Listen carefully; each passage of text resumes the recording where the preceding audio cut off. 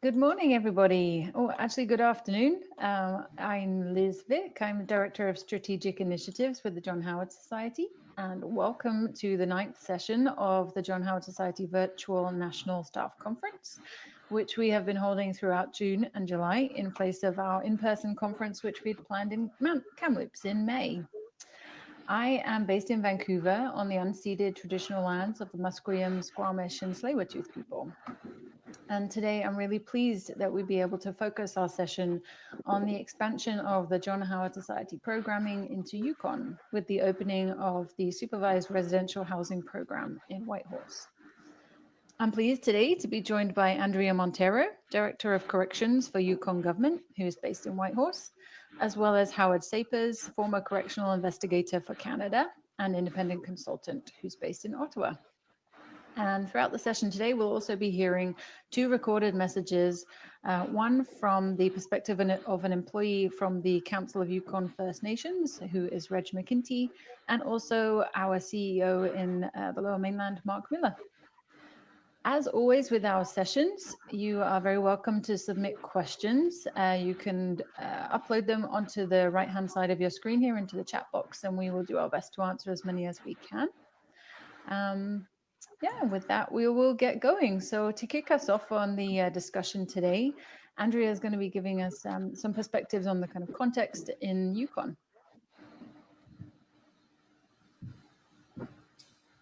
Let's see if I can get this to work. No,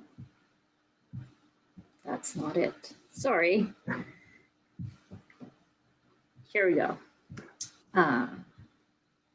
Thanks for that introduction, Liz, and hi, everyone. It's very odd speaking into a vortex of a screen. I thought I would spend a little bit of time talking about the context of Yukon and corrections in the territory. So thank you for inviting me to participate in this presentation. I think what's important to know is there's no place that you can stand in the Yukon where you are not standing on First Nations traditional territory. I want to recognize that today I'm speaking from the Yukon, and I'm speaking from the traditional territory of the Kwanlin Dun First Nation and the Tahan Quachin Council. For those of you who may not be too familiar with the Yukon, I know I sure wasn't before I moved up here and relocated from Monteiro. Yukon has about a territorial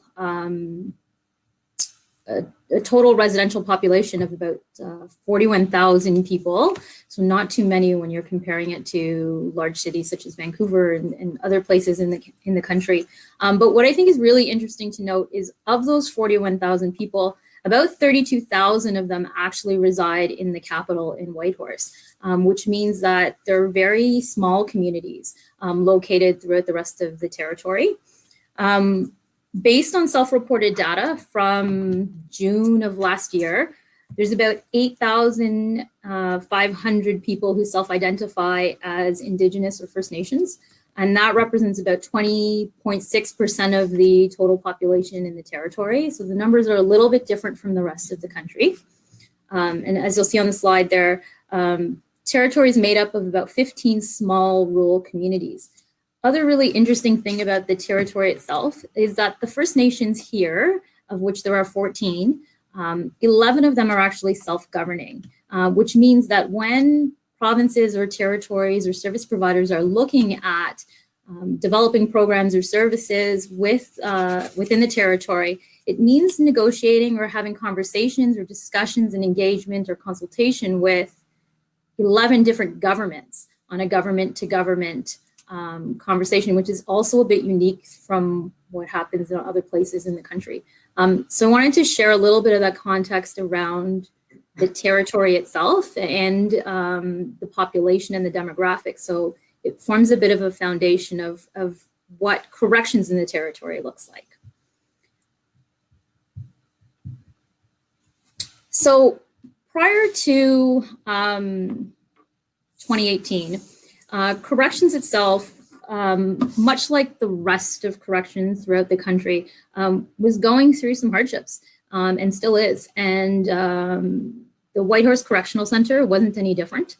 There was an issue with the overuse and inappropriate use in some cases of segregation or separate confinement. And as a result of that, there were there was a public inspection report that was written in 2018 that made some significant recommendations around reforms that were needed at the Whitehorse Correctional Center. And I should mention too that the Whitehorse Correctional Center is the only correctional center in the territory. And so with that also means that there are some unique challenges that are involved in managing when you only have one particular correctional institution. Some of the, I've put up a slide there that shows some of the headlines that were happening around the time of 2018 about both the inspection report, concerns around the treatment of mentally ill individuals in the correctional center. And as I mentioned, not unique to this territory. These are also things that other jurisdictions throughout Canada have been experiencing, especially as we've been seeing a lot of attention and shift towards correctional law in Canada. About the institution itself, just to give a bit of context again, as I mentioned, we are the only provincial or territorial correctional facility in the territory. We primarily house remanded individuals, so those individuals who are awaiting disposition by the court or sentencing. And we also house individuals who are sentenced, individuals before the Yukon Review Board, or in some rare circumstances, individuals who are on an immigration hold, oftentimes from Alaska. You'll see over the years, the trend in the territory has, for the most part, especially in the last few years, been trending downwards, not just for our sentenced population, but also our remanded population, our other population, which are those Yukon Review Board individuals, as well as immigration detainees, remains relatively low. The institution itself has a capacity of 151 beds. Part of that is a bit of a change as a result of the new collaboration with the John Howard Society. It was originally designed as a 193 bed facility, but since this new partnership, we have actually reduced our institutional bed count. I think the other thing that's important for folks to know when you look at a slide such as the one that I have up right now on the number of admissions that are by hold status is that the same individual during this reporting period could have been admitted to a correctional institution because we are a remand facility more than once. So the same individual may be cycling through the center on a number of occasions over the reporting period. But overall, I'm happy to see that the numbers are actually declining and staying that way. When we look at who's in custody, numbers are a little bit different from what's across the country. However, generally follows the same theme, predominantly remanded individuals who are on remand. And in the territory for last year, when we look at the last fiscal year, almost a little over 80% of those individuals were on remand. Which makes it really difficult when you think about programming supports or other supports that people often think about when you are talking about correctional systems, especially when you compare provincial or territorial correctional systems to those that are federal and operated by the federal government, which house individuals who are there for 2 years or more. On average, when you look at who's in custody at the WCC, we have about 53 people in custody, which is great. We are one of the few correctional organizations in the country who is underreporting or who has a lower capacity rate. It is significantly low, and I'm very excited about that. I'm proud of that, to be quite honest. So 53 people on average in 2019 were in custody. When we look at the length of time that people spend, I think oftentimes people talk about averages, and on the slide here, I've put up what the averages were for remand sentenced or others. But when I look at correctional accounts and when I'm doing an analysis on corrections, I also like to look at the median time served because the average will often have or take into account the outliers. And so when we look at the median, we're seeing that of those 80% of people that are coming to custody, many of them are only spending 9 days. And those that are sentenced, 46 days, and that other category, 2 days. Makes it really challenging when you're thinking about delivering rehabilitative programs within a remand center where you don't actually have people for very long time. The majority of people are actually, like I said, cycling through on short stays, or in rare occasions are first-time offenders or only spending one particular stint in custody over the year. When we look at the breakdown at the Whitehorse Correctional Center and we talk about who's actually in custody by sex and by ethnicity, you'll see again, similar to other jurisdictions throughout the country, significant proportion of individuals are self-identify as Indigenous, and in the territory here, mostly First Nations. And similarly, the majority of people in custody at the WCC are male. We are a correctional center that houses both male and female clients, but the majority are male. And like I mentioned, similar to other correctional services or systems or institutions throughout the country, are experiencing a significant overrepresentation of Indigenous peoples.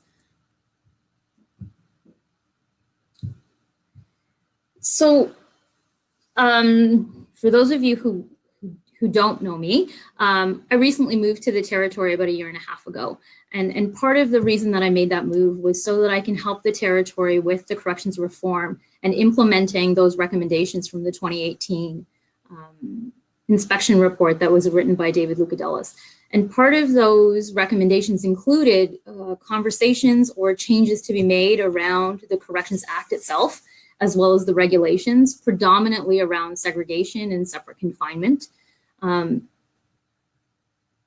lot of the recommendations from the inspection report also were around increasing mental health supports for clients in the territory, as well as increasing cultural supports, whether through programs or relationship building, as well as different levels of oversight with our First Nations in the territory. And so a lot of the work that I've been doing over the last 14 months that I've been here has really been focused on not just implementing those recommendations from the Lucadelis report, but also going above and beyond and thinking about correctional, the delivery of correctional services as a whole and what that might look like to better support our clients. And so the reform that I've undertaken here not only has led to change in the law. So super excited to say that in June of this year, we're the first Canadian jurisdiction to amend our corrections legislation and regulations, not just amend them, but actually have the legislation and regulations proclaimed that put in some definite hard caps on the use of segregation and prohibitions, increased oversight of the correctional system, focused a lot more and ensured that the principle of least restrictive measures was embedded in everything that we did. And it was a tremendous amount of work in a short amount of time, but I think really went to demonstrating the government of Yukon's recognition of the reforms that needed to take place and their commitment to better supporting those individuals who find themselves enmeshed in the criminal justice system. Part of what we've been doing, though, aside from segregation reform, is also been thinking about how can we better care for our people who are in custody. And one of the ways that we've been doing that is by implementing an individualized care approach to each one of our clients. So anybody, regardless of whether they're sentenced or remanded, who comes into custody at the correctional center here, will start and have an individualized care plan developed for them. And the idea of that plan is that at the moment of admission is when we start to think about what are we going to do to support this individual when they're discharged. And for some people, that might be in 24 hours, and for others, it might be in a year or two. But the emphasis for us is not about whether or not you're sentenced or remanded, but rather what can we do to support you while you're here? And what can we do to make sure that when you are released, because the majority of individuals in Canadian corrections, whether federal or within the remand system, will eventually return to their communities. So what can we do to prepare you for your release? And so this is where we started to really take a proactive approach with each of our clients to say, who are you as an individual? Do you have linkages with other community providers that we can help you maintain while you're in custody or upon your release? And if things are lacking, what can we do as a correctional service to try and help you? And it's interesting. Some of those things are as simple as you've got arrested, you're admitted to the correctional center, and we ask the question of, do you have elders or family members or pets at home that you need to contact someone about that may need care? And these are often things that we don't necessarily proactively ask those things. We often wait for our inmate population to disclose those to us. And so we're trying to take a very, very much more humane approach to what we're doing here, and to emphasize the fact that we're here to support folks. It's not just about carrying out the disposition of the court. That's a really important part of what we do, but we also want to try and improve the lives of those people who are with us, even if that is for 24 hours. So we've moved to the individualized care plans. We have now integrated forensic complex care team and other partnerships with our Department of Health and Social Services to deliver services within the institution to, again, support clients based on their individualized needs. We've seen a tremendous increase in the last year over the number of programs that are provided, both cultural programs as well as life skills programs within the institution. And we've changed our policies and procedures to make sure that all inmates in the institution, whether sentenced or remand, have access, and for the most part, equal access to these programs and services. So it's no longer about the fact that, you can't participate in a temporary absence program because you are on remand. It's now about what might benefit you as a person and what is your potential need and risk, and then how can we achieve that? So they seem like very small things. They're monumental shifts for a correctional facility, and I'm super proud to say that these are some of the things that we've accomplished here. Brings us a little bit to where we are today, and a bit of a snapshot of what today's headlines look like here in Whitehorse. And one of those things is, or what you will see when you look at those headlines, is some of the innovative programs and services that we've tried, sometimes for the first time in the country, looked at doing. And so this partnership with the John Howard Society is one of those. We had a program that existed in this territory that we were partnering with the Salvation Army on for supervised housing. It was in a different part of the community, not necessarily co-located at the institution, but that service provider gave us notice that they were no longer going to be providing that service. And we took that as an opportunity to think about how could corrections deliver a service a little bit differently. And given that, as I mentioned, our correctional institution has less, we're under capacity right now, I thought, what a great way to think about how we could use underutilized part of our facility to do something a little bit different, which kind of brings us to the partnership with John Howard and the work that's happened here. So what we did is we took one particular unit in our facility. I undesignated that part of the facility as a correctional institution, so it's no longer part of the actual correctional center. And we changed some of our fencing and the access to community so that clients could come and go, to create a community resource center right there within the correctional complex itself. And I don't want to speak too much about the program because I know that's exactly what Liz is going to talk about. But I wanted to give folks a bit of an understanding of how we got there. And part of the reason we got there is I recognize that the population in the Yukon and the population within corrections is different than the rest of the country. Oftentimes there is a lot of concern and support around access to safe housing and safe community housing. And this was a way that corrections could utilize part of our infrastructure to try and help fill some of that gap. So rather than having unused beds in our facility go to waste when people didn't have housing available to them in the community, that this might be an opportunity to provide safe housing, albeit attached to a correctional center, but still a safe bed for people to sleep in rather than being homeless. So that's a bit about where we are and where we got. I'm noticing the time, so I don't want to eat up everyone else's time here. But that's a bit of an overview of where we are here in the territory around corrections, a very quick snapshot of where we were, to a bit of where we are today.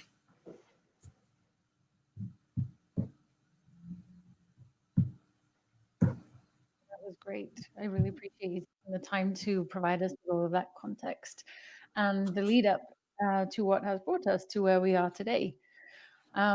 Now, I am filling in for Big Shoes. Our Director of Justice Services isn't available for the presentation today, but I did have the opportunity to visit the program in the last couple of weeks and have been supporting from Vancouver as the program has got onto its feet, if you like. So some specifics right now is that, as Andrea has explained, John Howard Society is delivering supervised residential housing services to 11 individuals who are currently residing in the repurposed area of the correctional center. The goal for John Howard Society, as with all of our supervised residential programs, is to provide a home-like environment with added structure that creates a positive communal environment for everybody who's residing there. We aim to assist and support individuals who are being released on a conditional release to reintegrate into the society, into community, and bridge that gap from the institution to community. I think everybody on the call who's from John Howard Society would understand the value in all of those processes and the expertise that we bring to that. We are, of course, keeping community safe by providing 24-hour support and monitoring to the individuals who are going through this reintegration process. And as well, we advocate for and support residents as they work to create positive changes in their lives. We also provide information and assistance with housing, employment, and other key areas that connect individuals to their community and to support them to achieve their goals. And so before I give you some more detail on that, I'm pleased to be able to share a message to you from Reg McKinty. So I mentioned he's a program coordinator with the Council of Yukon First Nations and has been working closely with the team there and wanted to share his perspective about the program from a kind of independent view. So I'll share this recorded message with you now. Hi, Reg. Thank you for joining us today. Would you be willing to introduce yourself to the presentation, and we'll go through these questions? Yeah, my name is Reg McGinty. I'm with the Council of Yukon First Nations. I'm in the Justice Department. Awesome. Thank you. All right. We've got the first question with the program. What are the main challenges faced by individuals leaving incarceration who are looking for support services in Yukon? Well, as of now, there's really, after you guys, there's not much out there for them if they're looking for sureties to get out. It's a big challenge there's a little loophole there with supports, I find, and it's just getting a place to stay and having a secure, stable living environment where they feel safe and welcome, and I think that's the biggest challenge. Okay, that's great. The second question would be, what is important for a new provider like John Howard Society to know about offering services in Yukon? Well, one, I guess, would be like knowing the First Nations would be a big one, because a lot of the clients that are coming from the WCC over to John Howard will be First Nation. So it's getting the cultural relevant programs, maybe some supports there, bringing an elder, and just making sure the guys feel supported in that sense, and a little bit of understanding with their cultural background, and that way they'll feel more supported and more welcome. Thank you. The third question is, what challenges and opportunities does the new John Howard Society Supervised Residential Program offer people leaving incarceration? Well, again, it goes back to the first question you asked. I think it's a support system for these guys, with the staff there to help support them get along and to feel secure with where they're at. And let's go back to the question again. Yeah.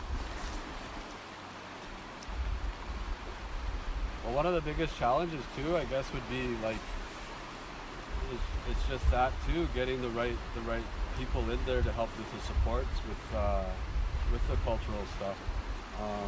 The opportunities that you guys have would be reaching out to First Nation organizations and getting some supports in there with, say, facilitating programs, facilitating sessions, talking circles. You have a lot of counselors who could be coming in doing one-on-ones with the clients. And I think it's an opportunity too for you guys to reach out to say an elder, because I find they're the knowledge keepers, and especially up in the Yukon here with the First Nation background, it's so key to get the knowledge keepers in there to keep sharing it along. And I find elders are such a calming spirit to bring balance to everything. And I find that I think that's a great opportunity as well to be a leader in getting elders' voices within a program such as yourself. Mm-hmm.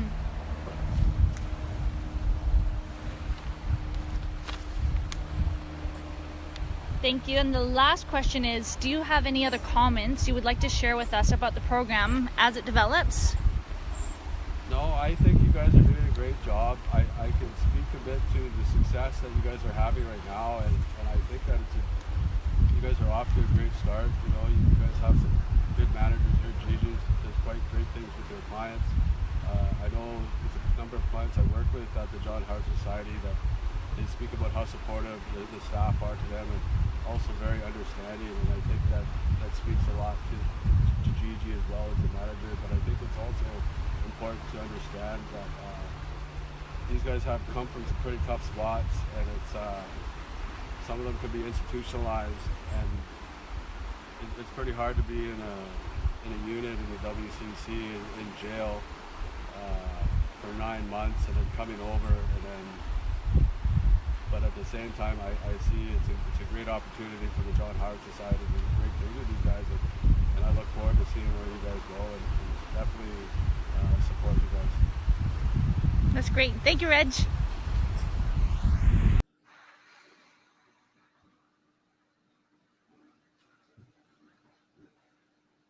Andrea and Howard had the opportunity to see that video, so I'm glad that they have now. The next piece I wanted to speak about really is what we know already from research and best practices in beginning to work in any new community, but I think it's very much validated by what Reg had just said, is the importance of engaging with a new community when you become a new operator there. So here's an outline of some of the things that we have done in recognition that the program opened May 1st, and there was a relatively short ramp up period to get things in place. So we're in, the first 2 months of the program. So initially, one of our directors was deployed up to the territory from the Lower Mainland to launch the program, hire staff to operate it, and we're currently in a position to look towards hiring somebody as a director permanently in the territory. We're also establishing a community advisory committee for the supervised residential housing services to make sure that the program's impact on the community is informed. And we're looking forward to partnering with individuals, as Reg had said, who can certainly shape that process. We also recognize that alongside that is a strategy that we need to put in place with the local communities who are both accessing the services and impacted by their interactions with the criminal justice system, and making sure that the John Howard Society presence in the territory is sensitive to those local needs. So we're looking to increase our presence in the territory, but also making sure that we're engaging with First Nation communities as we do so. In addition to that, we're looking at the governance model that we employ as a nonprofit organization, and aiming to include representation on our board of directors from the territory, so that we are making sure that although it's a long distance away from where we generally operate, that local issues are being considered and represented there appropriately. I think there'll probably be a lot of questions about what does a supervised residential housing program look like when it is in a repurposed area of a correctional center, and that's been obviously a large part of the initiatives that we've been working on as we get this set up and running and making services available to the residents. So of course we've been making it as home-like as we can, and we certainly still have a lot of work to do. But we've been adding furniture. We've been talking with the residents to find out what their main needs are, making sure their cooking and kitchen space is appropriate. adding in things like patio furniture so they can relax and find spaces to communicate, have programming when we're ready to launch all of that. Sorry, I just got a call coming here. We're also making sure that we're removing any items that are associated with the prison environment. So as Andrea had said, getting rid of the items that aren't being used anymore, things like cameras, the secured furniture. And also a big piece, what we want to do is make sure that visually it's starting to look more like a home and a place of reintegration and support as opposed to a correctional center. So we've got lots of ideas and we're very excited about communicating, connecting with local artists, and as well engaging our residents in making sure that it's a space that reflects their needs and their preferences. The next step I wanted to speak to you about and why Howard has joined us today is that another key part of launching an innovative program like this is that we need to be conscious of the efficacy of the program. And so with that in mind, we have enlisted the support of Howard to look at an independent review process. And I'll invite him to kind of comment on that now. Okay, thanks, Liz. And thanks for having that video clip of Reg. It was nice to hear from him. It's a pleasure to be part of this. I'm joining you today from the unceded territory of the Algonquin Anishinaabe people. That's in Ottawa. I'm very grateful to live and work on this land. Andrea and Liz have sort of glossed over a couple of things in saying that, you know, it was an opportunity and we took advantage of it quickly. I think that's a tremendous understatement in terms of my own experience going from an idea to program design to contract negotiation to program implementation at lightning speed is a tribute to, I think, both the society and Yukon Corrections. And it's another measure, I think, of how transformative Yukon Corrections has become. And it's no coincidence that that's happened, I think, since Andrea's joined them. She's definitely a person with a mission. And this program is part of that.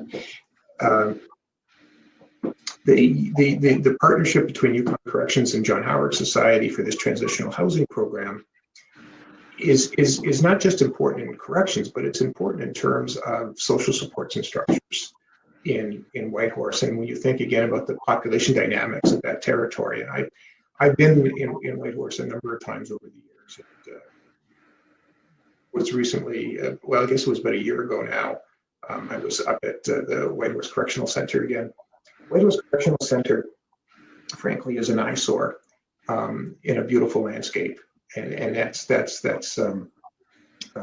it's not even just a comment on the architecture. It's just there's big overbuilt facility, and so it's a real challenge to have it reflect these principles that Liz was just talking about in terms of it being a more inviting environment. And I've always said that it's not really so important what the walls of a prison look like. It's what happens inside those walls that matters. And in fact, the purposefulness with which the Yukon Corrections and John Howard Society is moving to make this a supportive housing program, period, and not a supporting housing program that happens to be operating on a prison campus is actually quite remarkable.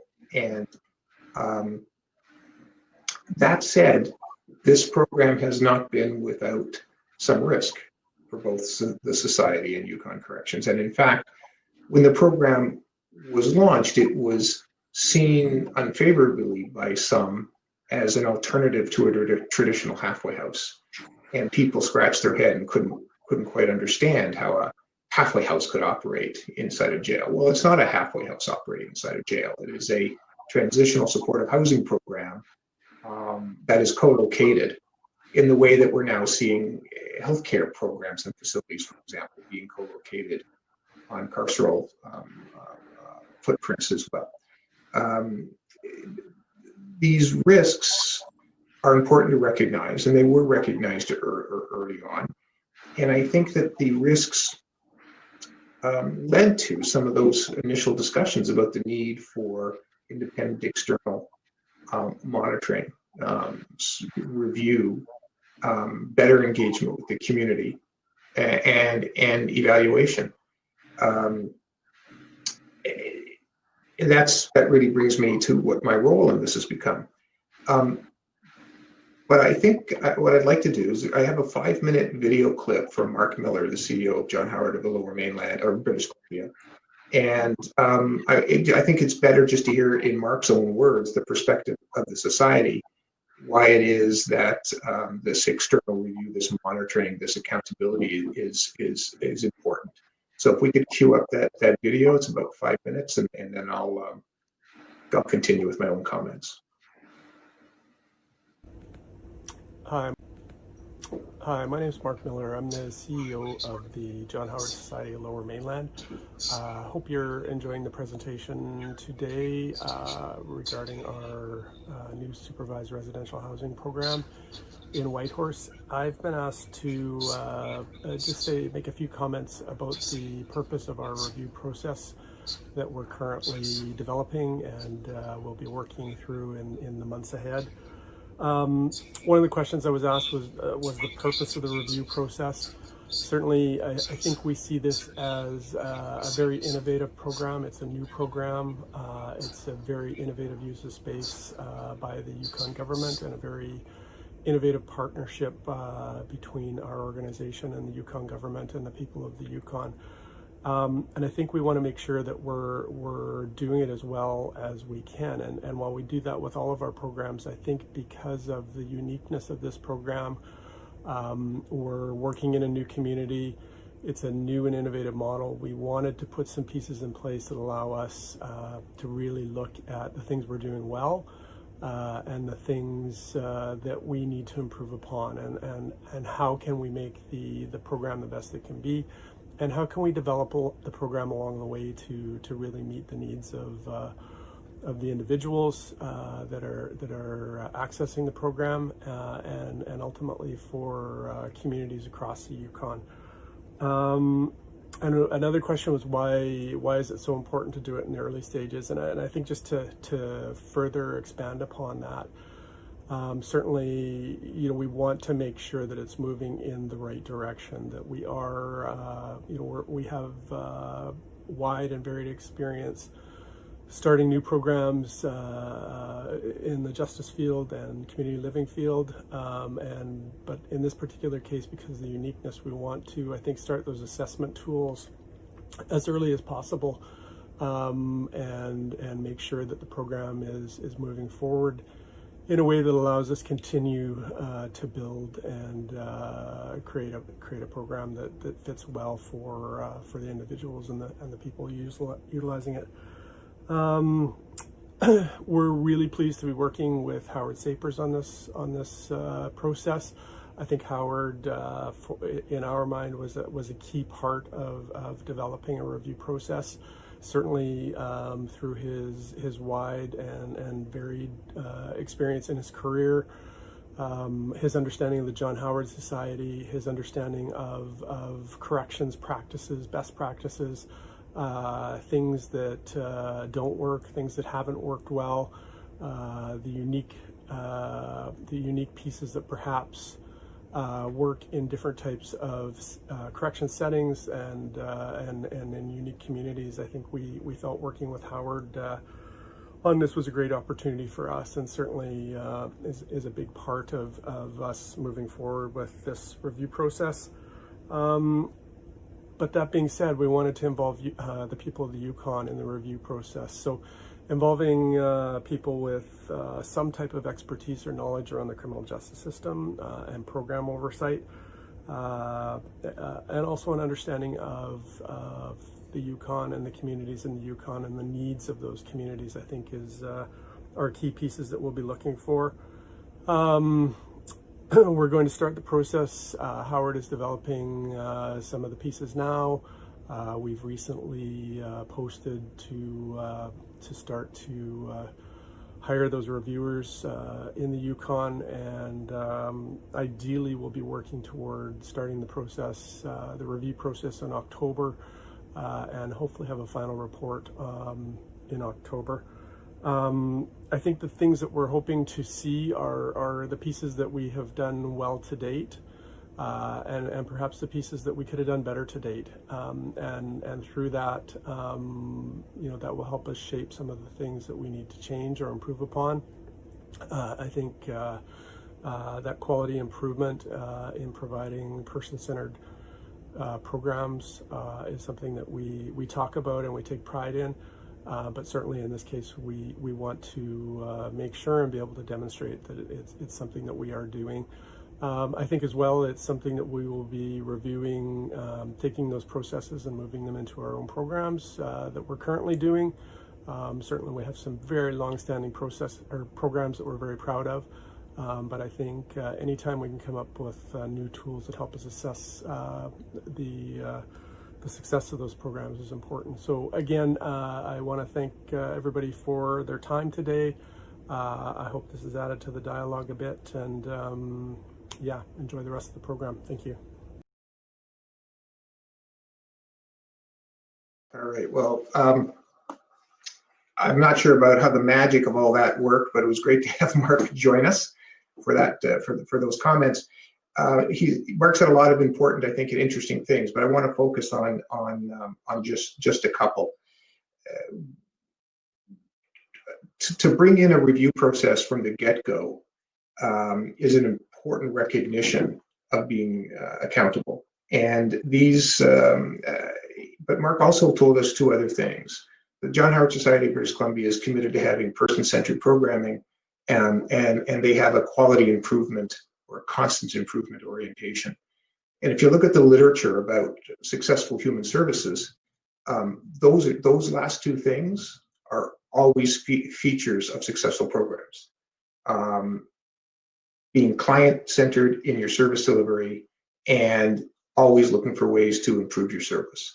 So, and that those themes actually run through other John Howard programs, not just the transitional housing program. So this isn't something that they've come to just because it's timely, but this is bedrock for the society.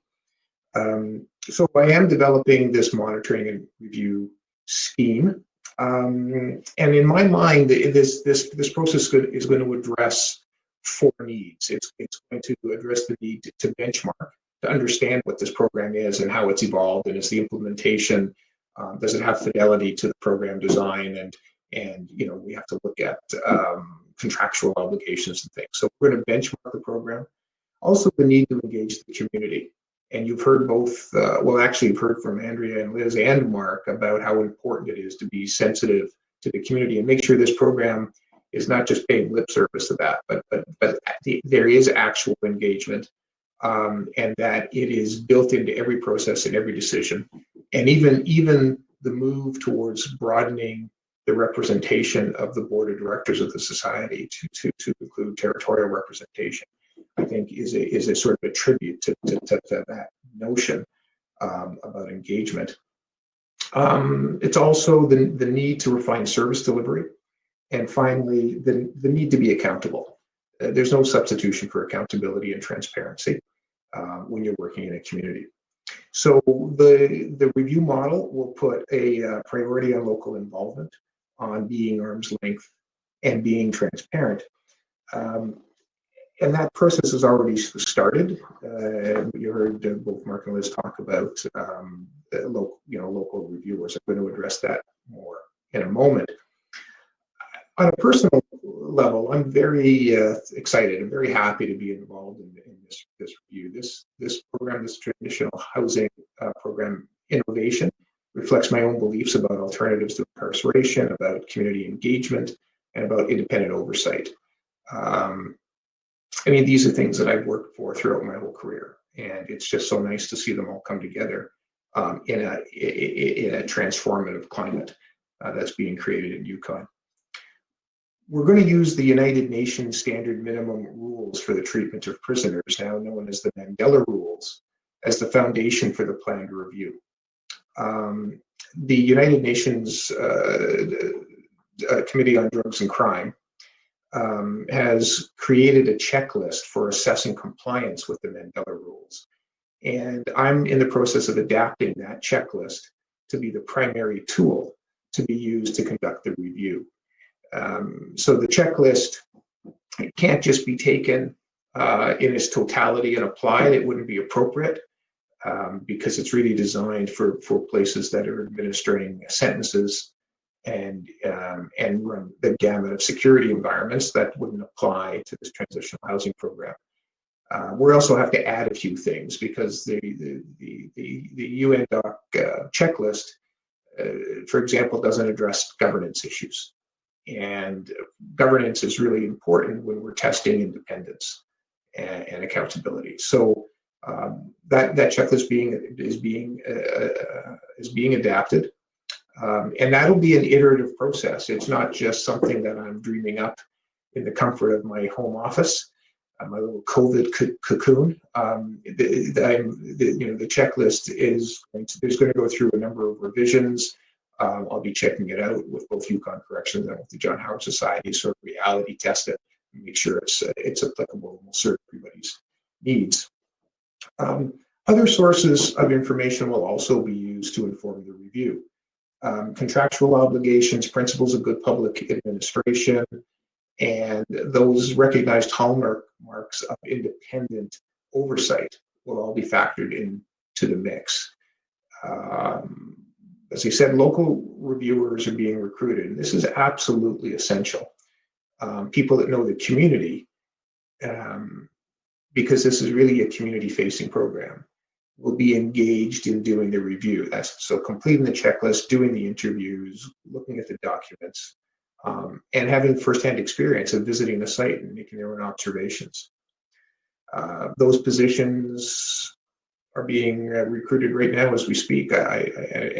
Liz, I don't know. I know it's been posted, but if anybody has some thoughts about how to circulate it more broadly within the community, please don't be shy about that.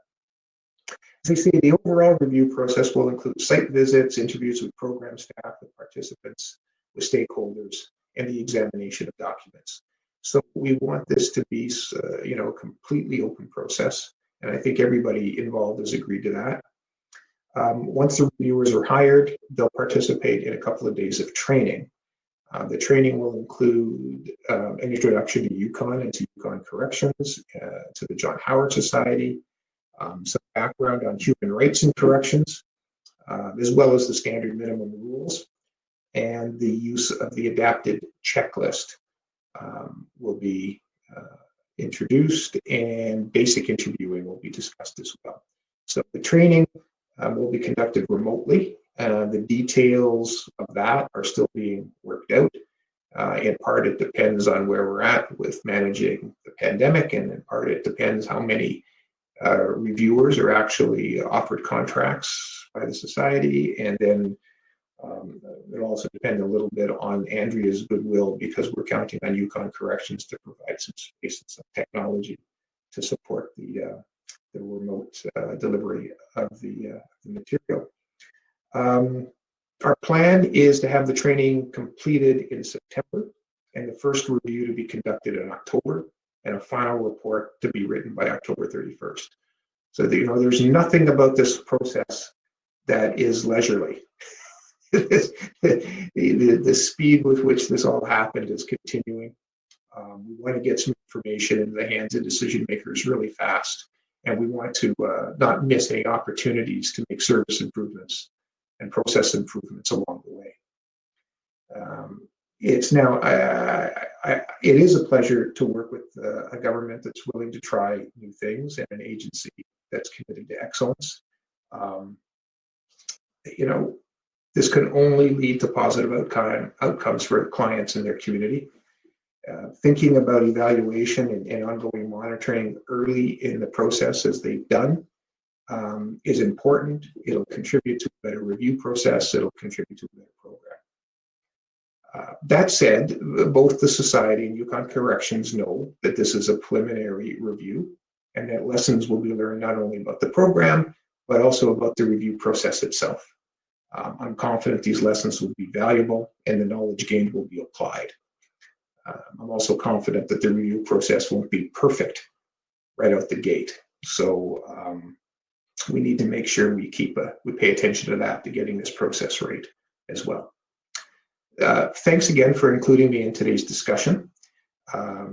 Happy to talk about this for the rest of the day if there's questions to support it. So I do look forward to the discussion, and Liz, I'll turn it back to you.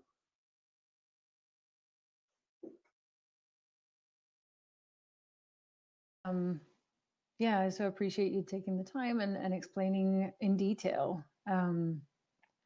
how exactly the process is going to be happening. And thanks for providing the detail to the people here about how we are going through our recruitment process and the time frame that we're working to. And agreed, yeah, it's ambitious, and I'm excited to be a part of that.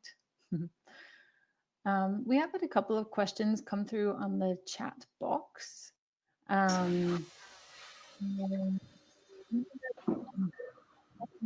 Here has come in directed to Andrea.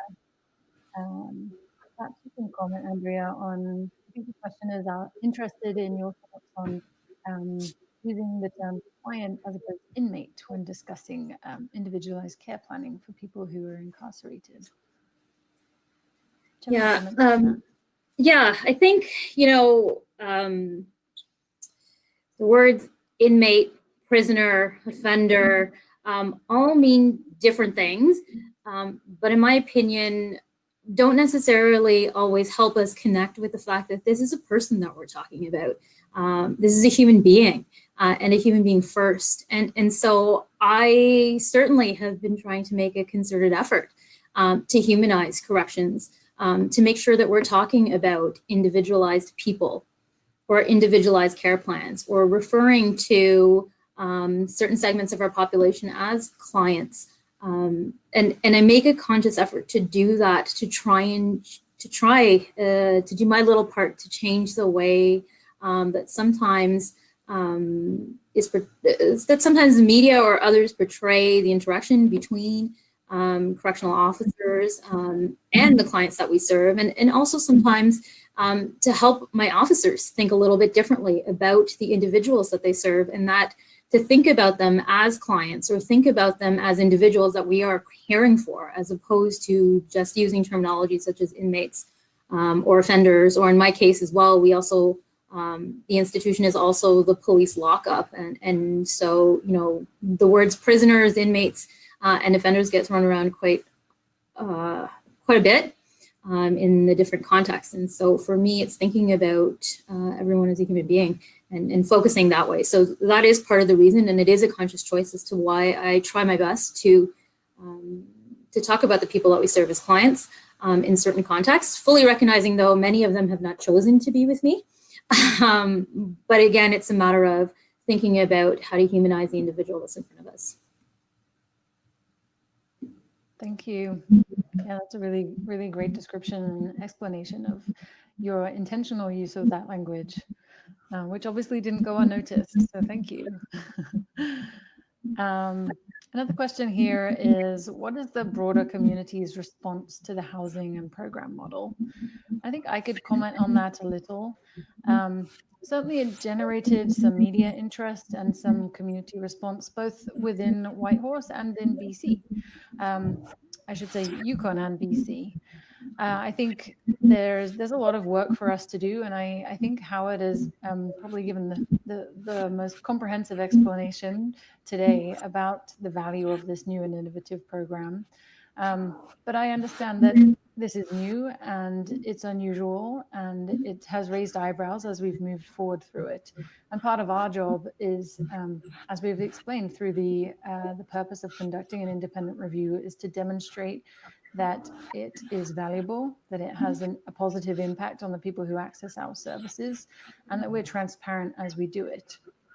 So yeah, admittedly, there's a lot of work for us to do, a lot of community engagement work. And I think I'm very pleased that Reg was able to share that from his perspective, the individuals who are currently residing at the program are reporting positive interactions with the John Howard Society staff. I think he mentioned Gigi's name several times, who is the new manager of the program.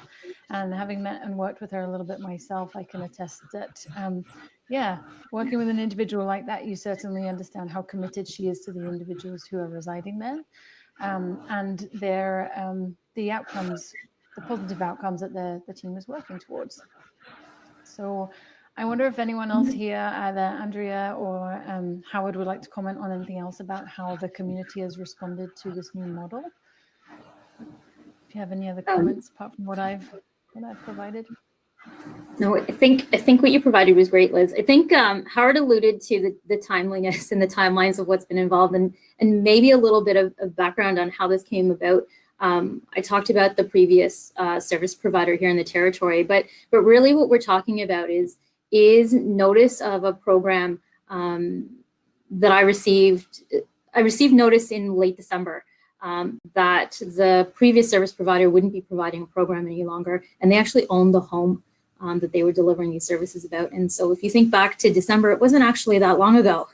And so receiving notice and then having a new program up and running by May 1st was certainly not an easy feat. But without thinking about a creative way to house individuals or a creative partnership, what would have resulted is no service delivery in the territory, because this isn't a statutory obligation for corrections and for the government of Yukon. And so I'm extremely excited that I managed to find a partner who is interested to take the rocky road with me to do this as fast as we did, because it wasn't easy. It was really difficult, and there has been media attention about location, about service provision and so forth. But I think what's really important to recognize is without this partnership and without the innovative thinking and use of space in the community, in a territory especially where there is a lack of housing, we wouldn't have a program. And I think that's really, from my perspective, the important thing to acknowledge when we're talking about the acceptance of the program thus far. And as both Howard and Liz have talked about, we're really in the early stages still. It's only been a few months. But so far it's wonderful to hear CYFN and Reg talking positively about the program and hearing that the clients are enjoying it as well. I know I'm certainly hearing that from my clients who are at the institution as well. And I know that we have supported a number of referrals over. So to me, that's a good thing.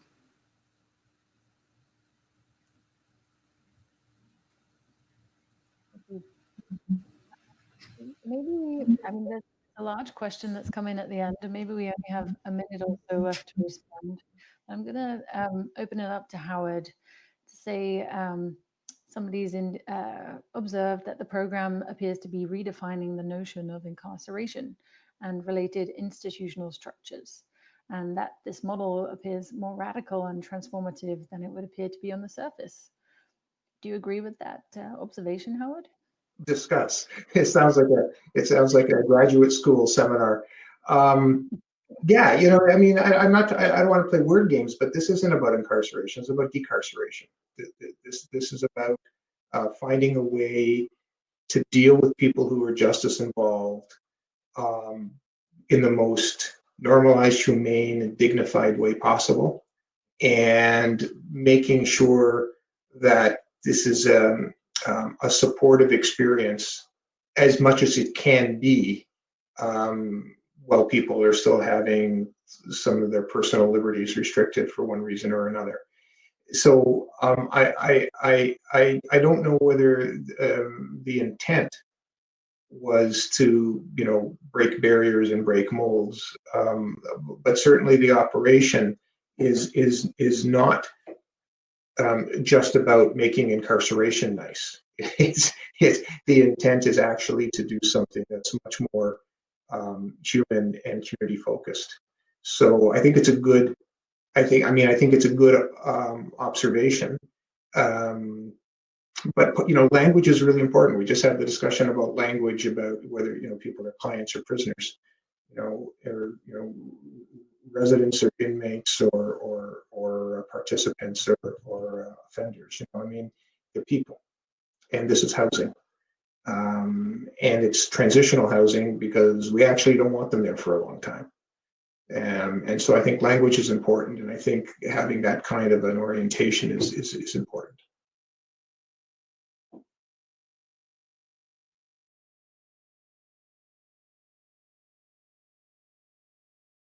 I won't share their name, but just to say that they have many clients who desperately want to be able to return to the Yukon and not been able to because of a lack of CRFs or other required CSC resources in their desired communities. So they are very pleased that the program is up and running. Well done, they say. And maybe just this last question, because I think it is important, and it's another exciting piece about the work that Howard and I are working on the independent review, which is around the modified UN rules that are being adapted for this process, and wondering if these modified guidelines could be applicable to a wider context of CRFs in Canada. What's your feeling about that, Howard? I mean, I think the short answer is yes. But again, they're being tailored to this program. Everybody has access. It's an open access document. The UN doc on the checklist assessing demand compliance is open to everybody. And it's designed. It's actually not just a checklist. There's a manual that goes with it, which talks about the justification and rationale for all the elements of the checklist. So the work that I'm doing is to take that and tailor it to this initiative in Whitehorse. Some of the stuff is generic. There's no doubt about it. Some of the stuff is generic, and you could certainly build in more standards around the quality of the physical structure as well. You could build in more things about food. You could build in more things about healthcare. You could build in more things about access to vocational programming, for example. Or other you could build in more components just about partnerships. So I mean, there's lots that you could build into this thing. Right now, part of my task and part of my headache is winnowing it down to some essential elements so that it's not a 40-page long checklist. It started off, my first draft, I think, was 31 pages. I think I've got it down to 27 now, and I want to shrink it a little bit more without losing anything that's really critically important. But you could certainly continue to modify this and apply it to other settings. And I'd be happy to share my thoughts about that if somebody has a specific a specific program or a specific CRF or a specific location. And I'm sure, I won't speak for the society or for Andrea, but I'm sure that other people would be happy to share their thoughts about it with who's ever interested as well. I think Mark referenced in his comments as well that he's, certainly something we're very pleased to be investing in the time in this process. And we hope to be able to certainly find ways to transpose those best practices to other programs which are already established, but that can always benefit from continuous quality improvement. Okay, well, we're a little bit over time, and I don't see any other questions coming in right now. So with that, I think we'll say thank you so much to Howard Sapers and Andrea Monteiro. So appreciate your time today and being so willing to respond to questions. So thank you. This was the last session in the summer version of the JHS National Staff Conference. We squeezed one more in right before August because we recognize that some people will be taking some time off, some staycations perhaps.